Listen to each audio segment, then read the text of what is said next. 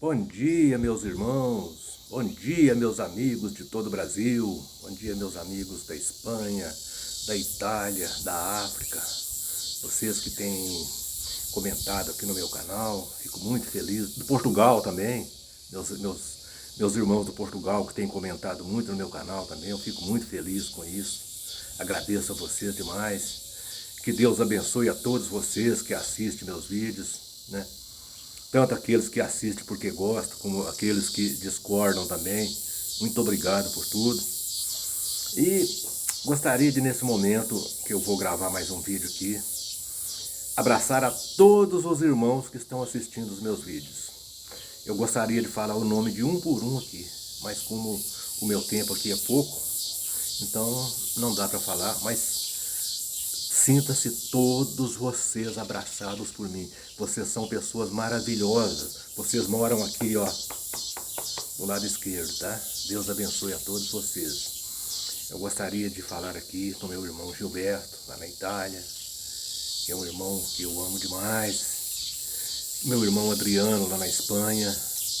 Ô, meu irmão querido, um abraço para você. Meu irmão Narciso, aquele que discute comigo, que sempre me coloca em frias aqui, né?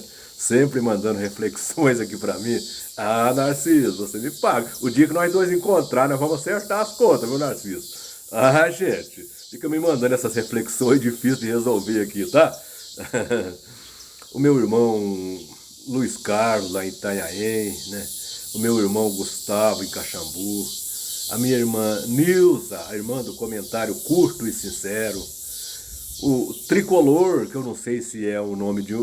se é o apelido de uma pessoa ou o que é. A irmã Joana, gente, são tantos irmãos que eu gostaria de falar o nome de todos, mas é humanamente impossível, né? Mas vai um abraço para todos. Eu gostaria de dizer para aqueles irmãos que estão um pouco descrentes aí nas Testemunhas de Jeová, que está assim um pouco deixado de lado, porque não está concordando muito com essa palhaçada aí. Se você quiser bater um papo comigo, né? Aquele irmão que saiu, que está abandonado pela família, está abandonado pelos amigos, bate um papo comigo aqui para a gente conversar um pouquinho. Meu telefone é 99151-5617, DDD 037, aqui do oeste de Minas Gerais, mais precisamente da cidade de Bom Despacho. Meus irmãos, hoje eu quero falar um pouquinho sobre a geração que não passará até que todas essas coisas ocorram.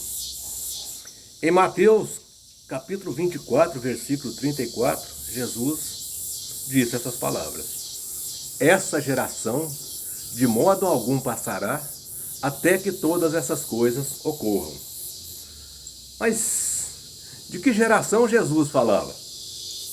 Né?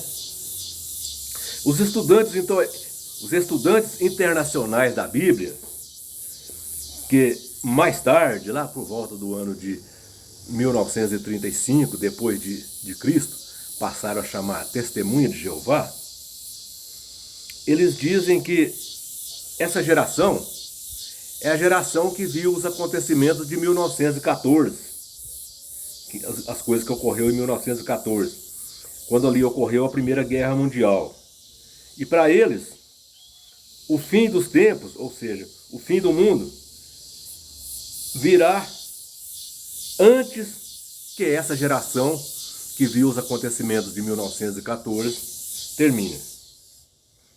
Mas será que Jesus falava dessa geração mesmo?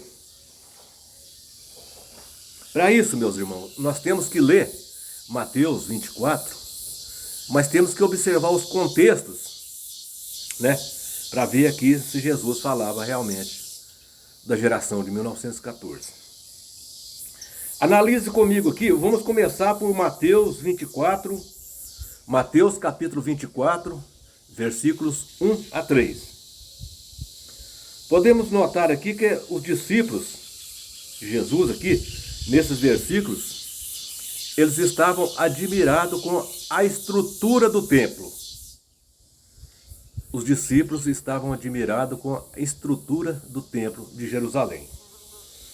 E Jesus disse a eles que nada daquilo continuaria de pé. Que pedra sobre pedra não ficaria de pé. Que tudo aquilo seria derrubado, né? Jesus estava fazendo referência ali à destruição de Jerusalém. Já em Mateus, no capítulo 24, versículo 4, ali diz que Jesus estava sentado ali no Monte das Oliveiras, aproximou-se dele os discípulos. E ali, em Mateus capítulo 24, versículo 4, o assunto dos discípulos com Jesus já foi diferente. Ali já foi diferente. Se em Mateus 24, de 1 a 3, eles falavam do templo, aqui no versículo 4, eles mudaram o foco da conversa. Aqui a pergunta que eles fizeram para Jesus foi: quando sucederão essas coisas? Visto que Jesus falou que o templo seria derrubado, ele perguntou: quando sucederá essas coisas? Quando que o templo vai ser derrubado? Quando sucederão essas coisas? Qual será, quando sucederá que o templo será destruído? E em seguida eles perguntaram: qual o sinal da sua vinda e da consumação dos séculos? Ou seja, do fim do mundo, conforme alguns dizem. Então, meus irmãos, veja que o assunto aqui girou em torno de duas coisas, né? A destruição de Jerusalém e o fim dos tempos. Aí Jesus passou a responder sobre as duas perguntas.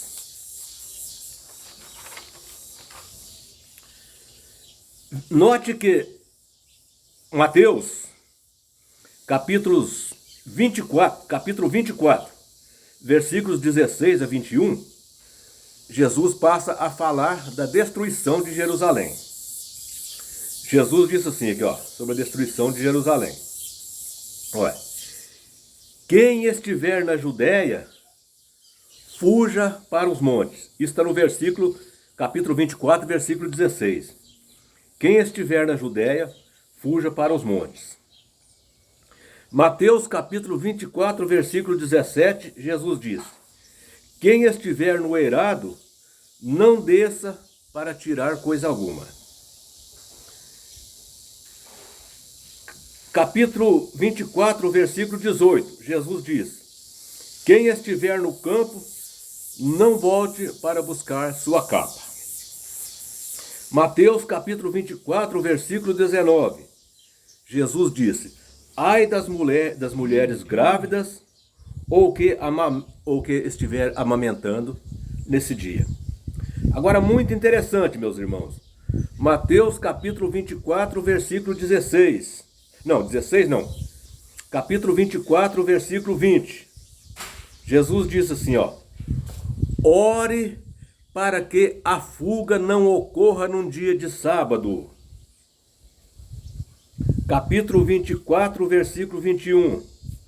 Jesus disse: porque naquele dia haverá grande tribulação, como nunca ocorreu desde o princípio do mundo, e até agora não tem havido, e nem tampouco haverá jamais.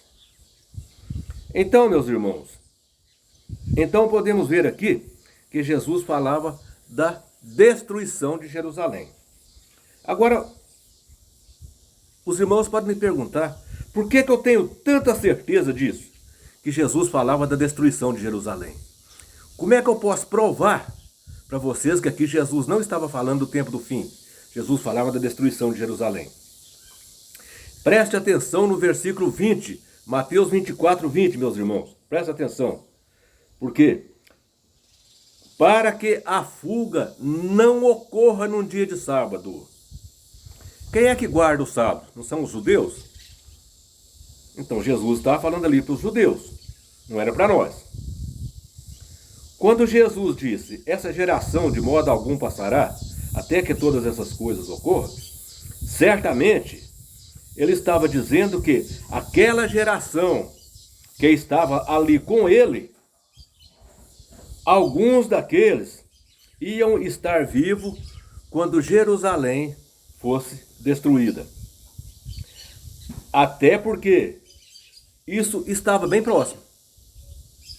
Até porque, presta atenção, meus irmãos, Jesus falou essas coisas entre os anos 30 e 33 depois de Cristo. E a destruição de Jerusalém ocorreu no ano 70, mais ou menos 37 anos depois. Muitos dos que estavam vivos ali, nos dias de Jesus, né, também estavam vivos quando Jerusalém foi destruída. Né? Então, tudo indica que a geração a qual Jesus se referia, né, quando ele disse que essa geração de modo algum passará, até que todas essas coisas ocorram, Jesus falava da geração dele, aquela geração que estava ali viva, nos dias dele, viria a destruição de Jerusalém. E não tem nada a ver com geração de 1914.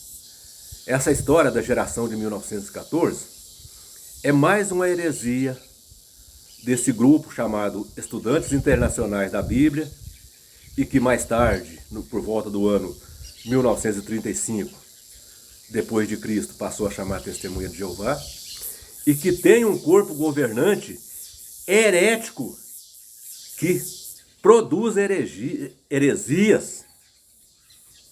Produziu mais essa heresia, que é essa geração de 1914. Tanto é que eles já mudaram, já passaram para a geração sobreposta, porque pessoas da geração de 1914, eu acho que dificilmente exista algum. Então, mostrando que isso é mais uma heresia desse chamado corpo governante, né, das Testemunhas de Jeová, que a única coisa que eles sabem é proferir falsas profecias e trapacear as Testemunhas de Jeová. E as Testemunhas de Jeová, infelizmente, apoiam tudo que eles fazem.